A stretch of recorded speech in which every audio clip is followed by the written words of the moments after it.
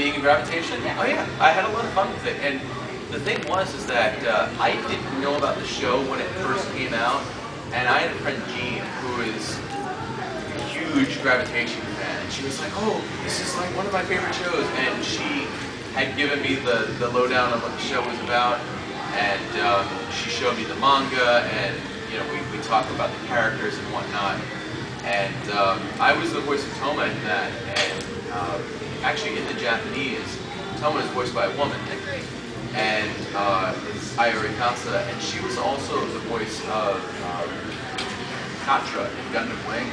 And if you look at, I don't know if you've ever seen Gundam Wing, but they look like they could be brothers. They're both the slender blonde, kind of airy voiced type of characters. And Brad Swale was the voice of Katra and Gundam. Thank you. So, thank you.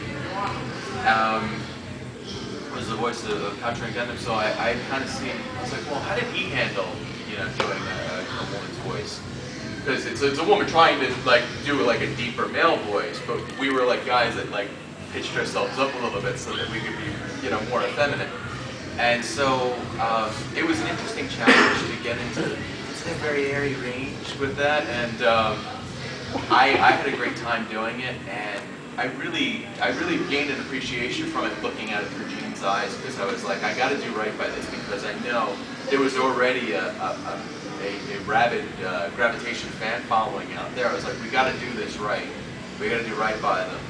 And it's good because I've gotten a lot of positive feedback from fans that were like, initially were like, oh no, they're dubbing that, because they just want to see it in Japanese.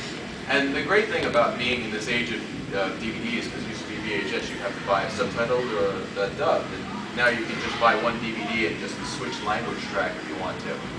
So there are still fans that come up to me and like, oh, why did you bother dubbing Gravitation? And I'm like, hey, just watch your Japanese in it. It's not going to hurt my feelings. But there have been a lot of people that have come up to me and like, you did such a great job with that. Thank you so much. And I was like, oh, I'm just glad I did it right. So yeah, it's been great. Did you adopt any of your character's mannerisms? That's what I've always been curious about. I was already a fanboy, so when I was doing Tanaka, it wasn't really that far of a stretch. So in that aspect, I would say I incorporated more of myself into the character. Have I picked up any? Not particularly. I'm able to shelve the character and go home and go back to being Bill. But I'm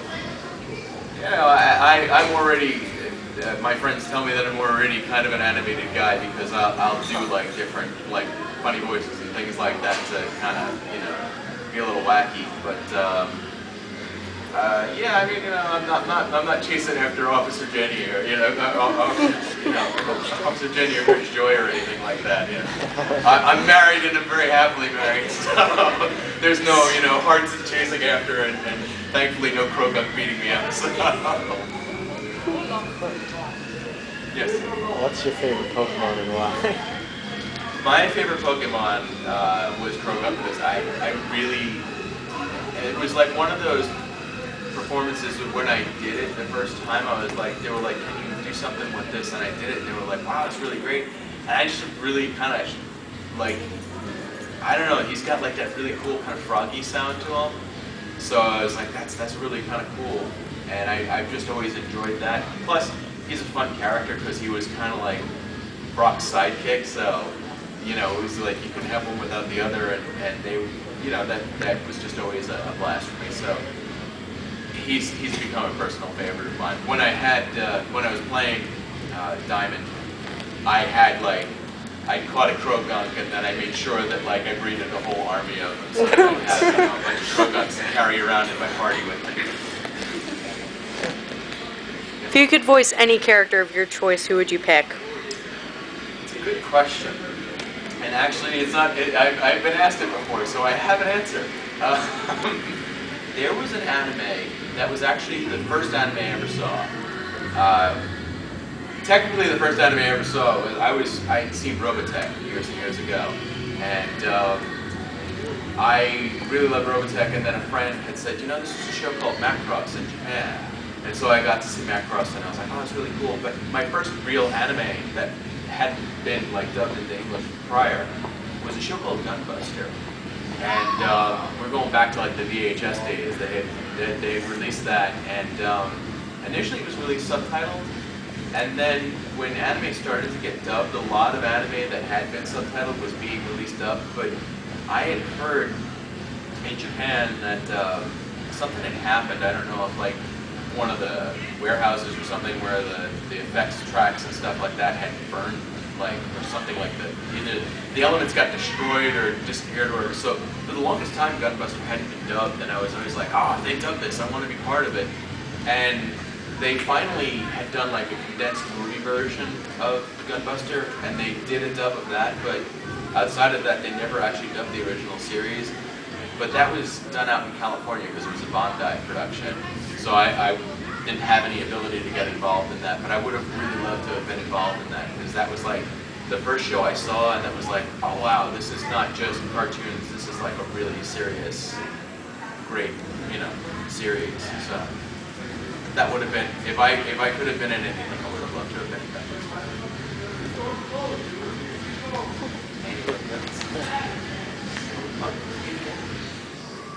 No, I was just asking you. Oh, am I okay? Yeah, I was like, are we almost done? No. Yeah, I'm good. 99. I had a question.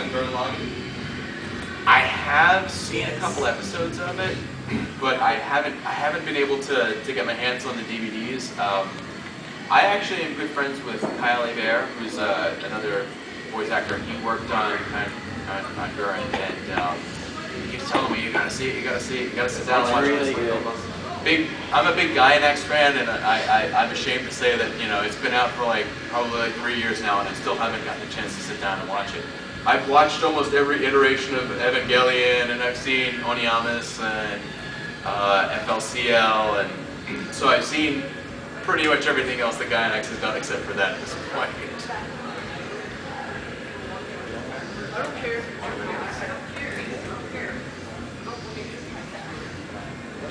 Yes?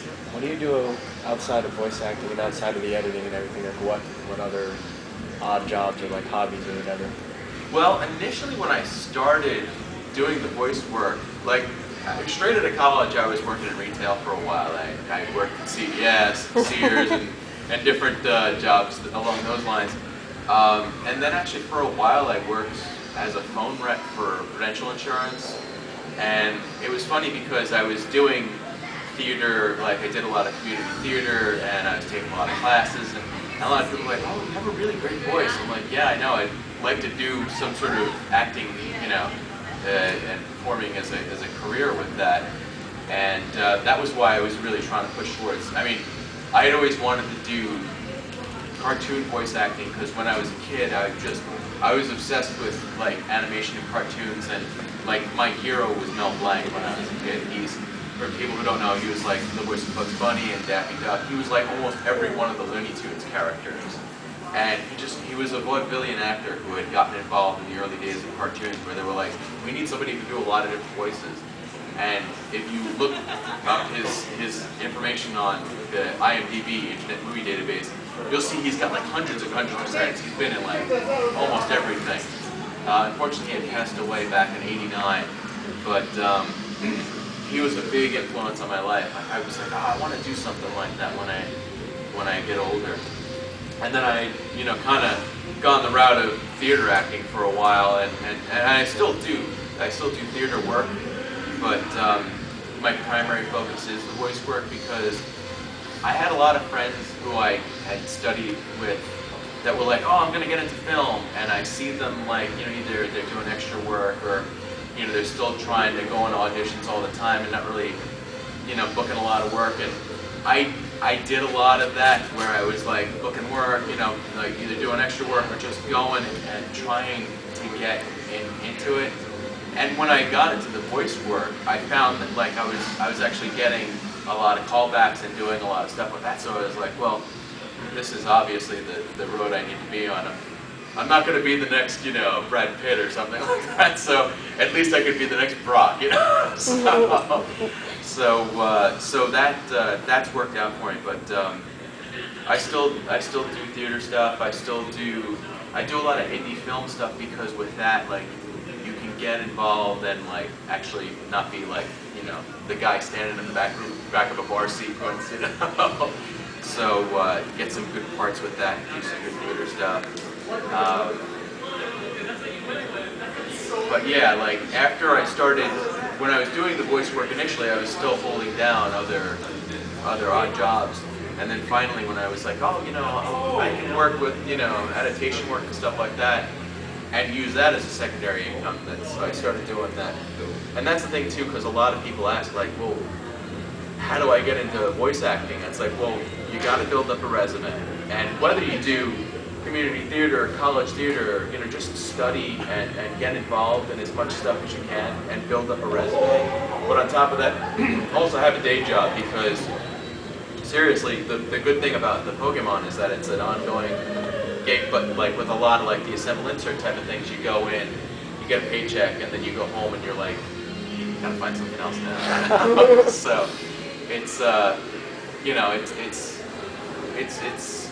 it's good, but I mean, I still get that bug where I'm like, I gotta get back up on stage and do something, because with voice work and stage work and even film work, they're like three different, totally different animals.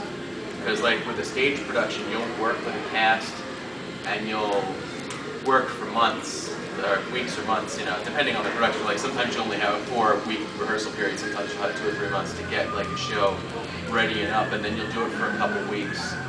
And with that, it's like you've got everything down. Everybody's got their parts, and then when you get up there, you're there, and you're up there in front of the audience, and you don't get a second take. You gotta, really do it.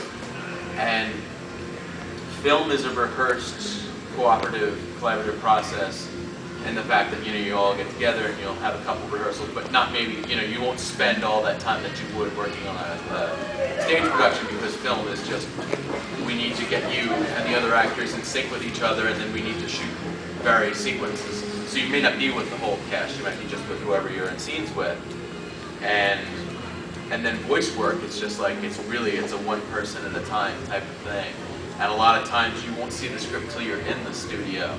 So the good thing about with doing voice work, if you're doing acting work on the other levels, there's this thing called cold reading. Like when you go into an audition and the director will be like, okay, here's the script. Look it over, and then I'm going to need you to give me a performance in like 5 minutes. Go stand over there, we're going to get somebody else in. And you'll sit there and you'll just look it over and like, okay, now I got to put this together. That's the way voice work is, because a lot of times it's like, here's the script, look it over, we're going in and we're going to record.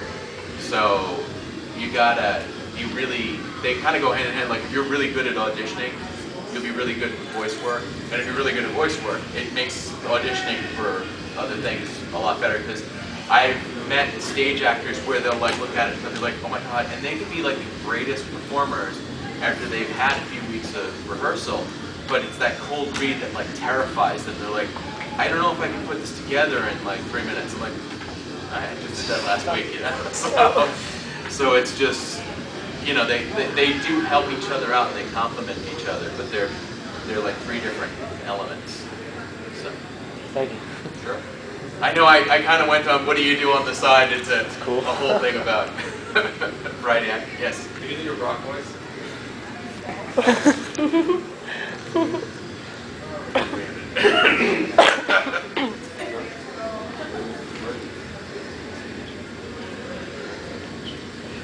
Well, it all depends. Do you want me just to talk about Brock in general, or when he sees Officer Jenny? Because it really is. He's got his very calm. He's got to keep Ash, on the straight path there of don't worry, you're going to be able to beat this person. You just got to learn how to train your Pokemon to do this, that, or the other thing.